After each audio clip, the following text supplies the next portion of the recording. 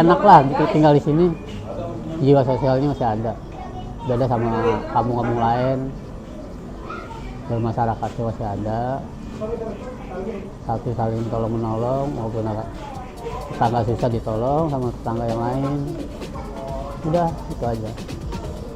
Nggak mungkin nih satu wilayah itu nggak ada kriminal, pasti nggak mungkin, pasti ada gitu, tapi nggak terlalu parah gitu loh, ada. Tapi alhamdulillah sekarang ini ya, bukan sekarang ini, dari lalu pun nggak ada, ya aman lah. Zaman dulu kan bilang bongkar, ternyata nggak jadi bongkar. Ah tuh keseneng kan. Terus kalau nggak seneng, apa ya nggak senengnya? Seneng aja sih.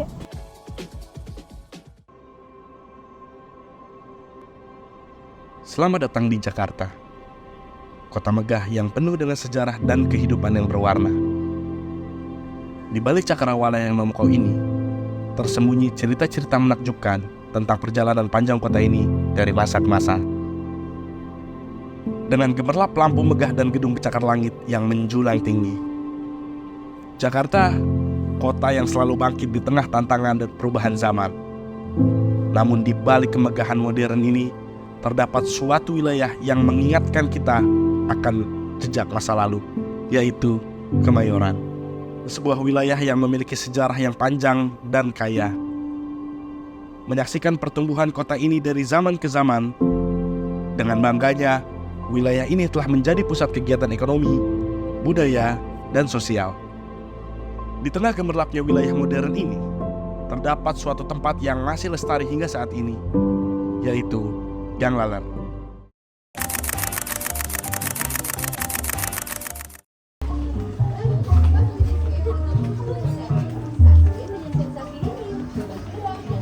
Isi.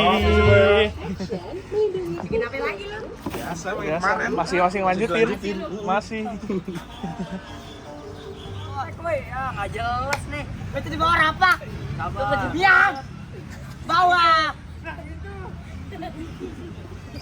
Nilai. Gang Laler, sebuah wilayah padat penduduk yang menyimpan pesona yang tak ternilai. Meski dikelilingi kemajuan, Gang Laler menjadi saksi bisu dari masa-masa lampau yang tidak pernah pudar.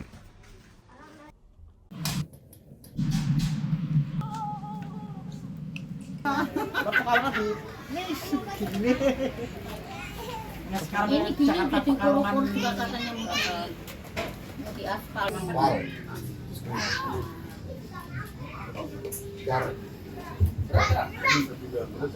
Assalamualaikum warahmatullahi wabarakatuh. Perkenalkan, nama saya Pak Heri Juminanto dari RT 1 sampai dengan 3 RW 4 Kelurahan Kebun Kosok. Kalau dari sini ada 16 RT 1 RW.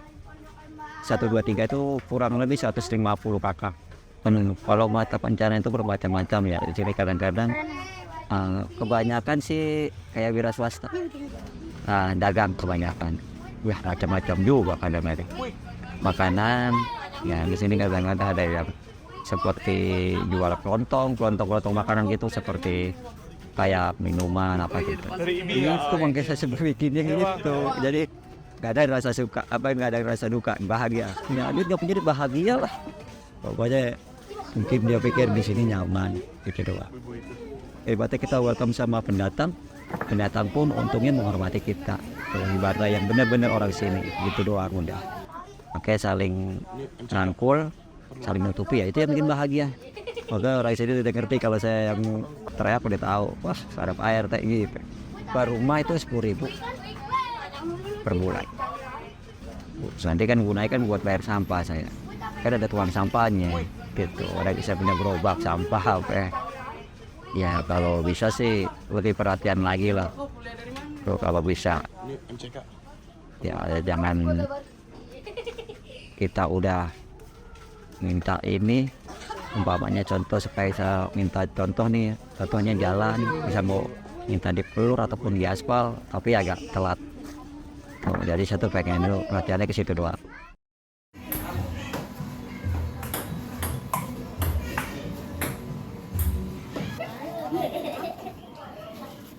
Dari pasukan. Apa itu biar kocak dia? Ayo.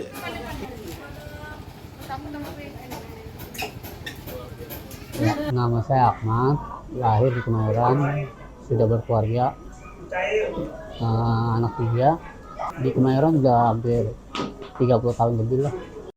Kalau di sini ya enak juga sih, walaupun warganya padat penduduk, jiwa sosialnya masih ada. Beda lah kalau saya pikir sih beda sama lingkungan lain. Walaupun sini udah orangnya masa bodoh, tetap jiwa sosialnya masih ada. Itu nomor 1 jiwa sosialnya. Termasuk ya anak muda, walaupun anak mudanya ya tahu sendiri lah pergaulan anak muda, tetap jiwa sosialnya masih ada dia. Nomor 1 itu diutamakan. Ada yang mulung, ada yang kerja serabutan, jadi tukang lah, macam-macam lah. Pedagang juga ada, banyak sih, bukan budaya. Kalau tinggal di sini ya betah nggak betah sih ya, tapi enak lah gitu tinggal di sini. Beda sama kampung-kampung lain, bermasyarakat masih ada, satu saling tolong menolong, maupun tetangga susah ditolong sama tetangga yang lain. Udah itu aja. Malah justru masyarakatnya jarang sakit, malah sehat semua. Karena dia walaupun tidak punya lapangan bola, tetap olahraga dia, main bola di lahan yang seadanya aja lah. Kisah Gang Laler bermula dari akar sejarahnya yang dalam. Wilayah ini dahulu menjadi tempat bertemunya budaya-budaya yang beragam dan menciptakan lingkungan yang hidup dan penuh dengan kreativitas.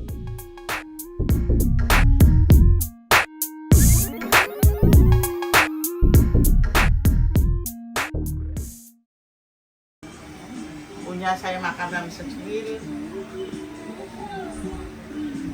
Enak banget, bisa paling jamu sakit enak. Soalnya hidupnya merakyat. Gak lolo, berkurang. Punya aku, punya kamu, punya kamu, punya aku. Saya mah jauh. Oh, dari Aceh. Aceh deh. Udah? Udah punya perawan tau? Oh, Perawan. cakep nggak? Main cakep nggak? Kayaknya kalau bapaknya ganteng, mah cantik, anaknya sih Apa? meyakinkan nih kayaknya nih. Enggak, belum tentu. Emang iya?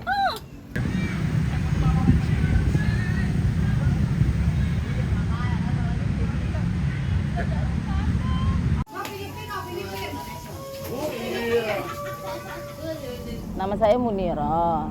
Saya lahir tahun 76.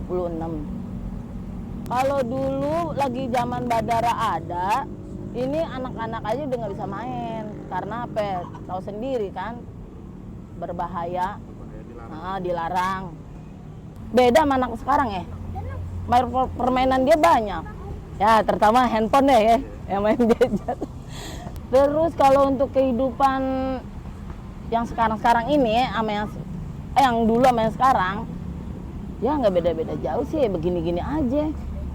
Kalau senengnya gimana ya? Zaman dulu kan bilang bongkar, ternyata nggak jadi bongkar. Tuh kan seneng kan?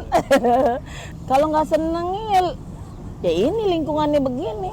Tapi fine-fine aja sih, aman-aman aja, nggak masalah. Namanya anak-anak kan musim-musiman. Mau beli yang tempat di sini bosen kan, pindah lagi gitu doang kan. Jadi ya nggak bisa buat netep. Jadi kayak gimana ya, namanya dagang-dagang seperti musim-musiman. Kalau misalnya musim mie gaul. Kalau musim ini. Meskipun zaman terus berubah, namun semangat komunitas di Gang Laler tak pernah pudar. Generasi demi generasi terus mewarisi nilai-nilai kebersamaan dan kehidupan yang sederhana namun bahagia. Saat kita melangkah lebih dalam, kita akan menemukan bahwa setiap lorong sempit di Gang Laler memiliki cerita unik dan pesonanya masing-masing. Di tengah kondisi yang sederhana, terpancarlah kehangatan dan kegembiraan yang begitu tulus.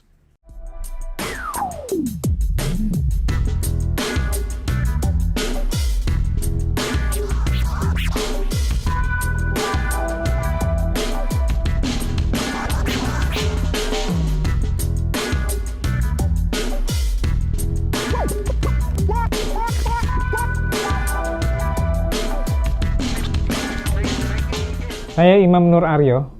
Saya adalah Ketua Program Studi Ilmu Komunikasi di Institut Bisnis dan Informatika Kuikengi. Komunikasi antar budaya, orang sering menyebutnya juga komunikasi lintas budaya, adalah proses pertukaran pesan yang dilakukan antara individu dengan individu yang lain berbeda budaya. Berbeda budaya itu bisa berbeda agama, berbeda suku, berbeda ras, ya, bahkan berbeda dalam hal misalnya pendidikan atau latar belakang keluarga. Jadi semua aspek di dalam kehidupan manusia, selama manusia itu berinteraksi dengan manusia yang lain, itu pasti di situ ada sentuhan antar budaya, karena setiap individu pasti memiliki budaya yang berbeda.